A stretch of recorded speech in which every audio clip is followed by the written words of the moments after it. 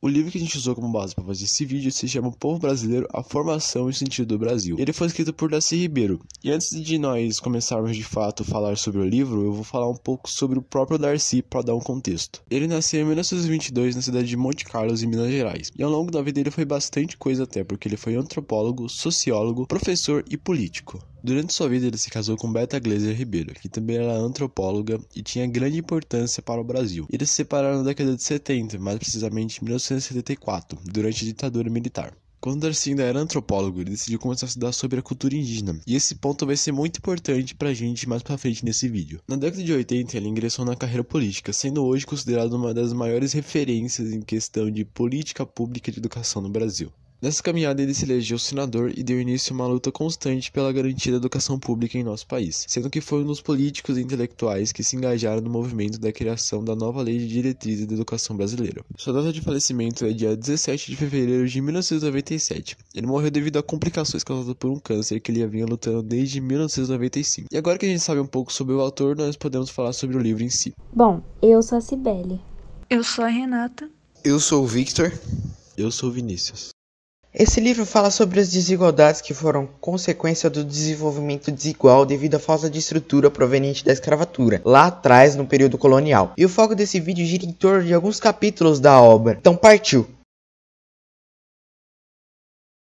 Bom, a gente pode começar dizendo que nesse grupo de classes sociais, nós temos dois grupos adversários que ao mesmo tempo eles se complementam. Eles são o patronato, que é a pessoa que ganha dinheiro através da exploração de economias, e o patriciado, que ele nasceu ou foi concedido com algum direito político. Esses dois grupos, eles se relacionam porque, normalmente, todo patrício quer ser patrão, e todo patrão ele quer ter o direito de comandar a vida de alguém. Bom, agora a gente vai começar a falar sobre a estrutura social que engloba toda a nossa população presente no nosso país. Vamos começar falando pela classe alta, que é a classe que tem poder graças ao apoio das outras. Ela é a classe mais rica e a que possui menos pessoas. Depois dela vem a classe intermediária, que a classe intermediária ela pode basicamente tanto atenuar quanto agravar alguma situação. Ela é como se fosse uma classe que mantém a ordem no país.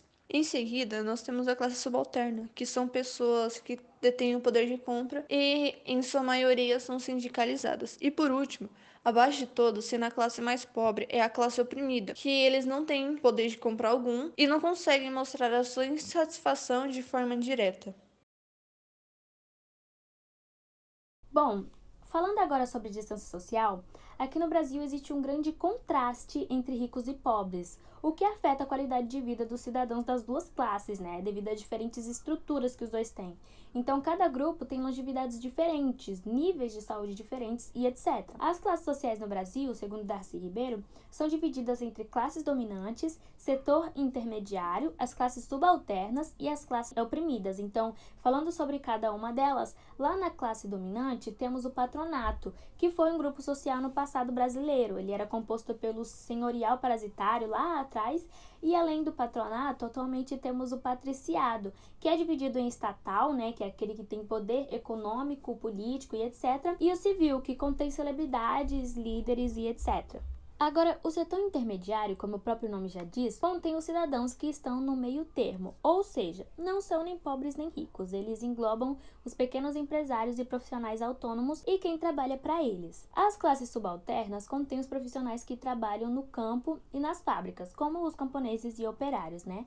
Já as classes oprimidas contêm os cidadãos que cresceram na marginalidade, com pouca ou nenhuma estrutura na hora de formar a cidadania, e que, infelizmente, estão presos a um ciclo, porque simplesmente os pais deles foram assim, eles estão assim e provavelmente os filhos deles também serão. Nessas classes podemos citar os criminosos e mendigos, né? E por fim, depois de falar de todas essas classes, Darcy Ribeiro chegou à seguinte conclusão: se um cidadão sobe sua classe social e seu custo de vida também, depois de 2 gerações descendentes dele, dá para perceber uma melhora na formação social desses indivíduos, porque eles cresceram em uma estrutura maior, né? Conforme o tempo passou, a estratificação social, principalmente aqui no Brasil, passou a ser um alvo de interesse por parte dos mais ricos. Isso porque, para elas, enquanto os pobres estivessem pobres, eles ainda precisariam de emprego fornecido pelos ricos, já que eles são donos das fábricas e etc. E isso se torna um ciclo. Além disso, o benefício das classes ricas é que elas continuariam usando os pobres como força de trabalho para enriquecer, enquanto essas próprias classes ricas continuariam enriquecendo cada vez mais, concedendo poucos direitos trabalhistas aos pobres, dando direito somente de ir para casa para descansar e reproduzir-se, para aumentar o número de operários. Tudo isso torna o nosso país uma sociedade somente, que não arca com as necessidades dos mais pobres, para que eles continuem pobres e não enriqueçam. Esse propósito vem desde a época do patronato, que foi citado lá no começo do subtítulo, e também da escravidão. Além disso, a exploração dos trabalhadores causa desgaste, e isso reflete da falta de infraestrutura deles. Então a maioria dos cidadãos pobres crescem acomodados com o pouco que têm, sem a expectativa de ascender socialmente, ou no bom português, ficar rico. E eles também crescem à beira da marginalidade devido a essa falta de infraestrutura. O autor do livro, o Darcy Ribeiro, também concluiu que, no Brasil, a nossa sociedade estaria disposta em forma de losango. Mas em que sentido, você me pergunta, No sentido de que, no topo, estão os mais ricos, na parte que cabe menos gente.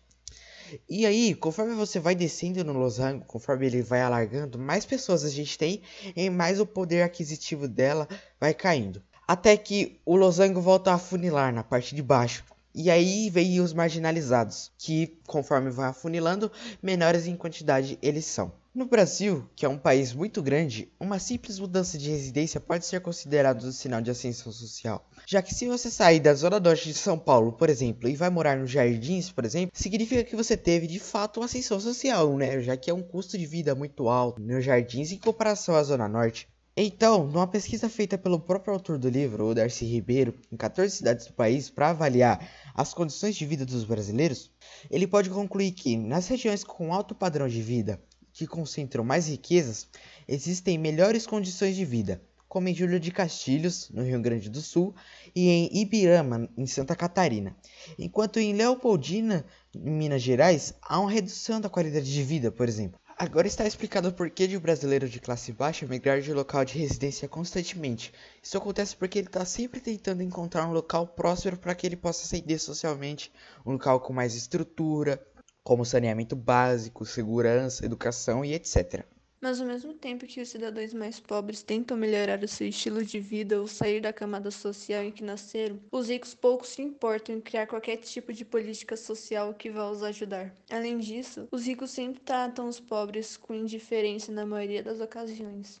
Um exemplo disso, antigamente, são os senhores de engenho e seus capatazes que tratavam os subordinados da pior forma possível. E trazendo para os dias de hoje, nós vemos como os pobres são obrigados a tratar o rico com a maior gentileza e educação do mundo, enquanto os ricos pouco se importam com os pobres.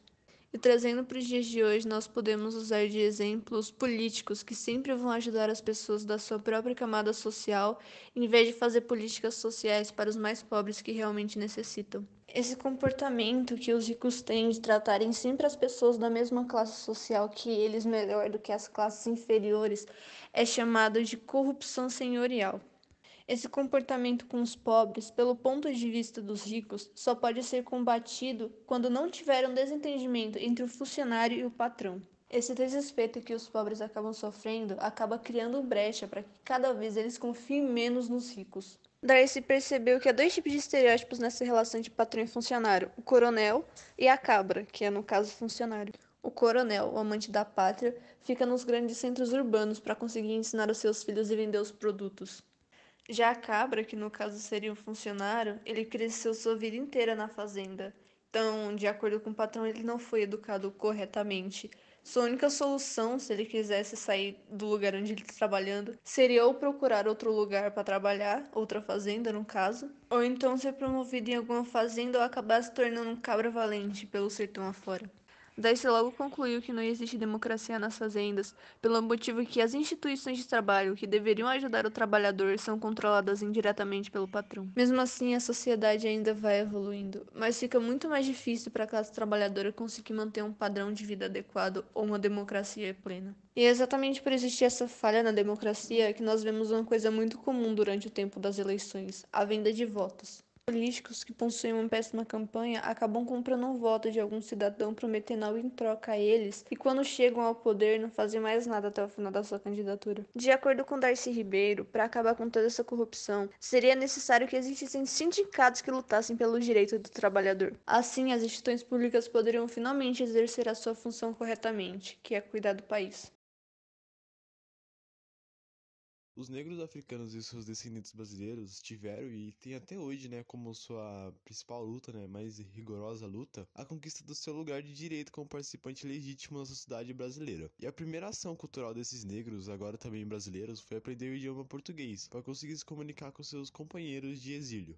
Eles fizeram isso tão bem que não só fizeram como também deram uma forma singular, uma forma única ao nosso português, né? O que possibilitou a propagação por todo o território brasileiro. Até porque em outras áreas se falava principalmente o tupi-guarani. Podemos afirmar que o Brasil gastou cerca de 12 milhões de negros em sua formação, desgastando eles como a principal forma de trabalho, contribuindo assim para uma das maiores massas negras do mundo moderno. A abolição tardia que o Brasil teve, né, ela causou a queda do império e a propagação da república. Mas as classes dominantes só passaram a substituir essa mão de obra escrava por imigrantes importados da Europa, né, por causa do baixo preço de exportação. Depois da abolição, os negros eles ainda eram culturalmente a única força de trabalho daquela época, né? Eles continuaram sendo isso para os colonos que vinham da Europa, mas agora eles já tinham um salário, por mais pequeno que seja, né? E eles tinham um intuito e um objetivo de conquistar o seu próprio pedaço de terra, né? E ser livre da exploração de fazendeiros. Então os escravos abandonaram as fazendas e foram atrás de terrenos baldios para acampar e viver livremente plantando milho e mandioca, o que causou a redução substancial da população negra pela terrível condição de miséria, tendo em vista que eles não podiam estar em lugar nenhum porque eram expulsos por forças militares que eram convocados pelos vizinhos. Depois de todo o sofrimento causado pela escravidão, os negros passaram a ser vistos como os seres inferiores da sociedade, né? Pela sua preguiça, arrogância e criminalidade. Então eles, por puro preconceito, foram taxados assim e ignoraram totalmente o real motivo disso, que foi a escravidão e a opressão, né? Diante de tanta discriminação sofrida, a grande parte dos negros se refugiou para as cidades, o que originou os chamados bairros africanos, que mais tarde passou a serem chamados de favelas, onde encontraram uma convivência social menos hostil, mas sempre com a permanente ameaça de serem erradicados e expulsos. Nasce então uma cultura feita de retalhos do que os africanos guardaram no peito ao longo dos anos de luta, como sentimentos musicais, ritmos, sabores e a religiosidade. E é com base dessa nossa cultura popular brasileira, vinda dos negros urbanos, é que se estrutura o nosso carnaval, a Iemanjá, a capoeira e inúmeros manifestos culturais. E por isso, o negro vem a ser o componente mais criativo da cultura brasileira e aquele que, junto aos índios, mais singulariza o nosso povo. O inesperado negro e mulato é, talvez, o mais brasileiro dos componentes do nosso país. Sendo participante biológico e social do mundo de brancos, os mulatos poderão envolver-se melhor da cultura erudita, nos dando alguns dos responsáveis mais dignos e cultos das letras, das artes e da política. Podemos citar então o artista Aleijadinho, o escritor Machado de Assis, o compositor José Maurício, o poeta Cruz de Souza, dentre vários outros. Na política podemos citar os irmãos Mangabeira e Nelson Carneiro. Como intelectuais tivemos Abdias do Nascimento e Guerreiro Ramos. Também tivemos maiores chances de ascensão social pela vivacidade e incrível beleza de muitos mulatos, sobretudo das moças, ainda que só ocorria na medida em que negava sua negritude. Sendo posto entre os dois mundos conflitantes, o mulato se humaniza no drama de ser os dois, que é o de ser ninguém. A ascensão de uma parcela da população de cor, através da educação e da ampliação das oportunidades de emprego, foi uma vitória da raça pelos brasileiros em geral, e os negros brasileiros vêm tomando essa coragem de assumir orgulhosamente a sua negritude. O mesmo aconteceu a muitos mulatos que saltaram para o lado negro de sua dupla natureza, o que é maravilhoso, porque era muito difícil por causa da imensa massa negra fundada na miséria e descaso, com que não era desejável ser confundido, porque sobre ela recai a pobreza, a criminalidade e até mesmo a violência. E isso ocorre em uma sociedade doentia de consciência muito deformada, e então o negro passa a ser considerado culpado de sua miséria, o que acaba com a solidariedade e a indignação do restante da sociedade diante da situação, o que torna o destino dessa parcela da população não ser visto como digno, digamos, de nenhuma forma específica de ajuda para que saia da miséria e da ignorância. Então prevalece em todo o Brasil uma expectativa de assimilação, que leva os brasileiros a supor, e algumas vezes, mesmo que inconscientemente, desejar que os negros desapareçam pela branquização progressiva. E ocorre então uma morenização dos brasileiros, tanto pela branquização dos pretos, como também pela negrização dos brancos, né? E com isso, em um futuro próximo ou não, teremos uma população morena em que cada família, por imperativo genético, terá por vezes, ocasionalmente, assim, sem querer, uma negrinha retinta, né, que seria uma cor a mais, entre aspas, e um branquinho desbotado, novamente, entre aspas, né, para que justamente não tenha a distinção entre o negro e o branco, né. Mas é possível sim que o próximo século, ou até mesmo em um Brasil de 300 milhões, haja uma nítida preposição de pretos e mulatos, né. A grande característica distintiva do racismo brasileiro é que ele não ocorre em razão da origem racial das pessoas, e sim sobre a cor da pele. Ou seja, o negro é apenas aquele negro retinto, o mulato é o denominado pardo, né, e pode-se dizer meio branco, e se a pele é um pouco mais clara, já pode fazer parte da comunidade branca. E aqui também podemos ver uma branquização social e cultural, né? É o caso dos negros que, ascendendo socialmente, passam a integrar grupos de convivência dos brancos e se casar entre eles e a serem tidos como brancos, mesmo sendo negros.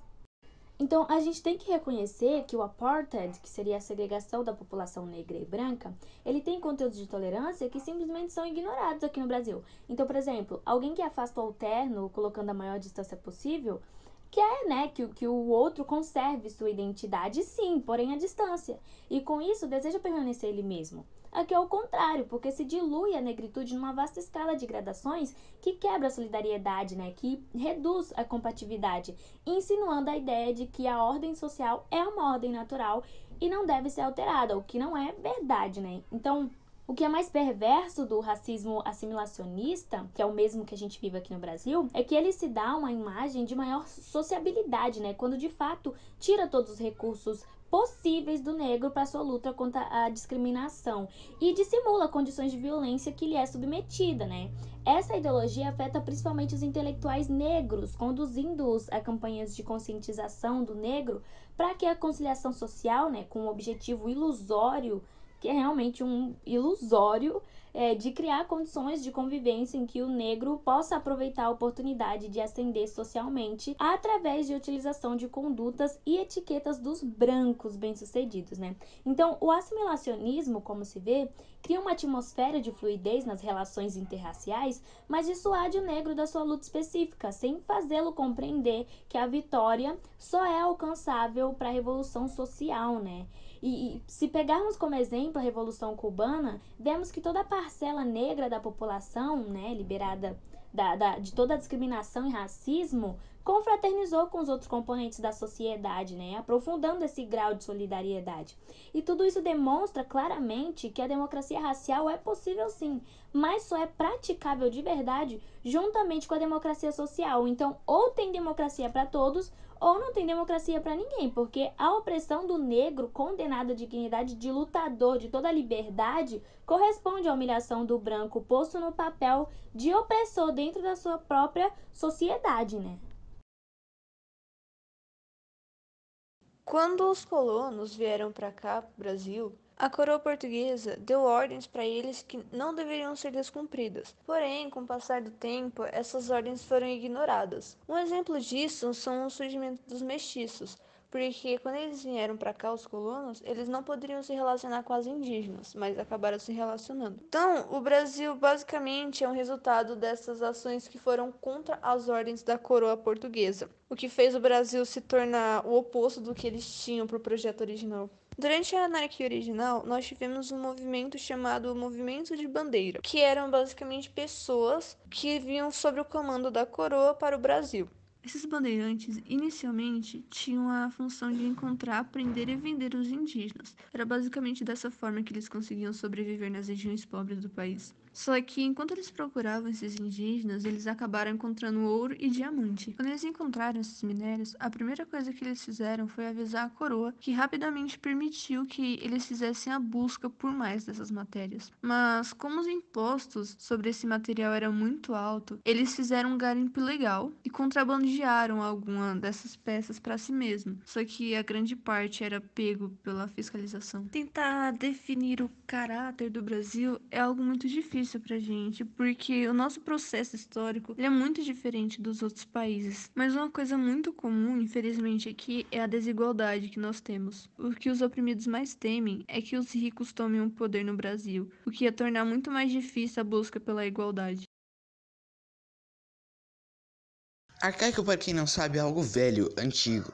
As tradições com o tempo vão se tornando arcaicas e ficando modernas, cada uma mudando com seu tempo. Algumas pessoas têm resistência à mudança, e isso acontece principalmente por falta de conhecimento. Quando não estamos ligados a tradições de um povo, temos facilmente tendência de lidar com as mudanças, por exemplo, o povo brasileiro. Mas não é apenas o desejo de mudança que vai fazer as coisas mudarem. Em grande parte, a culpa de termos dificuldade de nos modernizar é culpa das classes dominantes, que não querem se adaptar à nova cultura mundial e perderem seus privilégios, como o caso da industrialização recolonizadora, que só permite que o patrão lucre, além da grande desvalorização do mercado interno. O problema da recusa em mudar é a briga que já existe há séculos entre a classe trabalhadora e a burguesia, que sempre iam contra qualquer mudança que fosse favorecer a classe mais pobre. Mesmo com a implementação dessas multinacionais, o povo brasileiro não se submete a elas, porque um dos seus objetivos é extrair nossas riquezas naturais. Nós somos considerados um país que trabalha para os outros. Antes éramos escravos. Hoje somos uma força de trabalho que deseja consumir. Mas com o tempo foi se criando uma nova etnia nacional que mais para frente conquistou a independência, o que permitiu que a classe dominante cuidasse da economia externa e interna. Durante o tempo da independência se tornou bem comum que tornassem um cidadão estrangeiro bem brasileiro.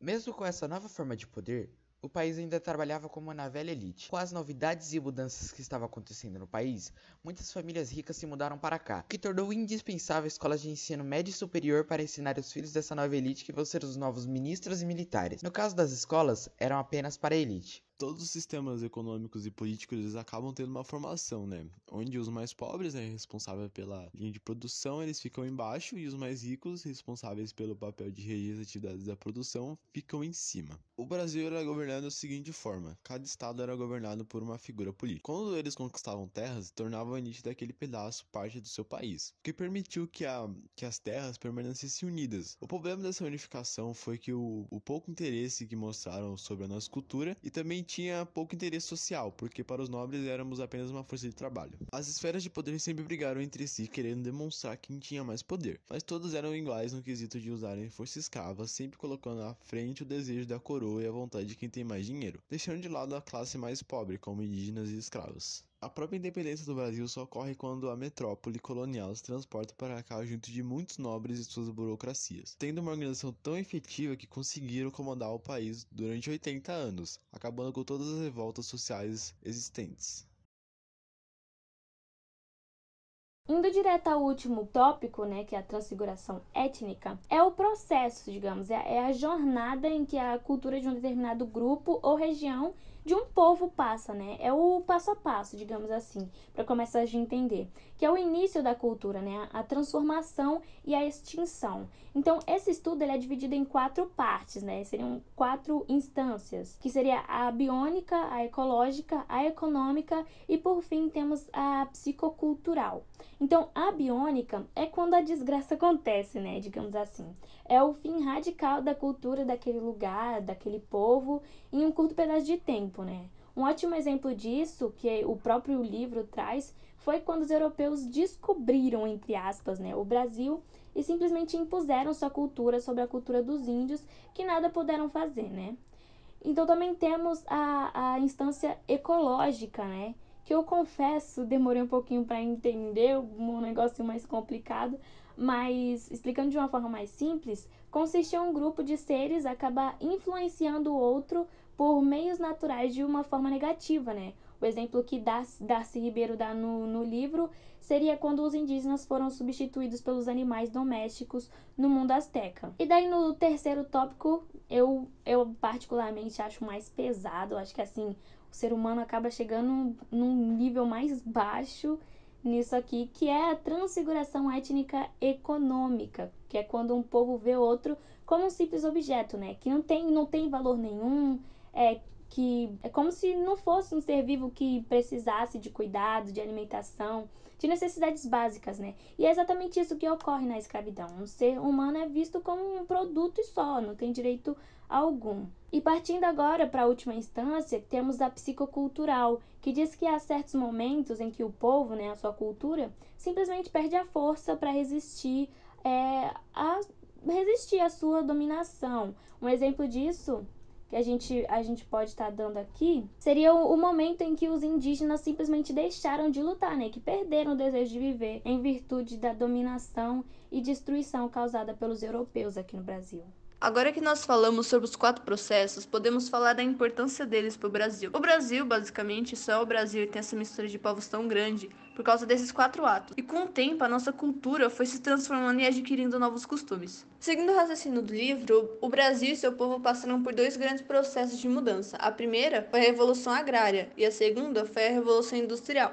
Como eu citei antes, a primeira que nós sofremos foi a agrária. Basicamente é a troca de modo de produção dos indígenas pelo modo de produção monocultural, que é cultivar apenas um produto em um lugar. Por exemplo, cultivar só soja naquele terreno. Já a segunda foi a Revolução Industrial, que aconteceu aqui no Brasil já perto do fim da escravidão, e quando ela chegou, causou uma grande desigualdade social. Isso porque foi nesse mesmo período que o Brasil estava começando a exportar para o exterior de uma forma mais barata. Nessa mesma época aqui no Brasil, houve um movimento para fabricarem cada vez mais em resposta à fabricação em massa que estava acontecendo no mundo pós-guerra. Darcy Ribeiro também disse que uma nova revolução que vai apresentar mais mudanças, que vai ser mais significativa que as outras duas, vai acontecer, e que essa vai ser defendida tanto pela classe dominante quanto pela mídia. Um ponto importante desse estudo é a influência que a gente vê de uma cultura sobre a outra. Isso acontece graças à indústria cultural, que é o rádio, o cinema, a televisão, outra forma de influência. Isso acontece porque nós temos acesso a outras culturas. E a mesma coisa pode acontecer no nosso cotidiano. Um exemplo que todo mundo deve ter pensado é em como a cultura estadunidense tem influência não só no Brasil, mas também em outras partes do mundo. Para concluir, a gente pode dizer que todo processo de mudança traz consigo esperança de uma vida melhor. O Brasil, devido à transfiguração étnica, possui características únicas em relação a todo mundo. Isso porque, afinal, somos o país da mistura.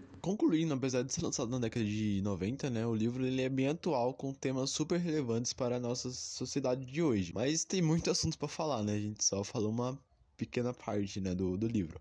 E não acabei em um vídeo, né? Então, no mais é isso. Essa foi a nossa apresentação. Espero que vocês tenham gostado e boa tarde.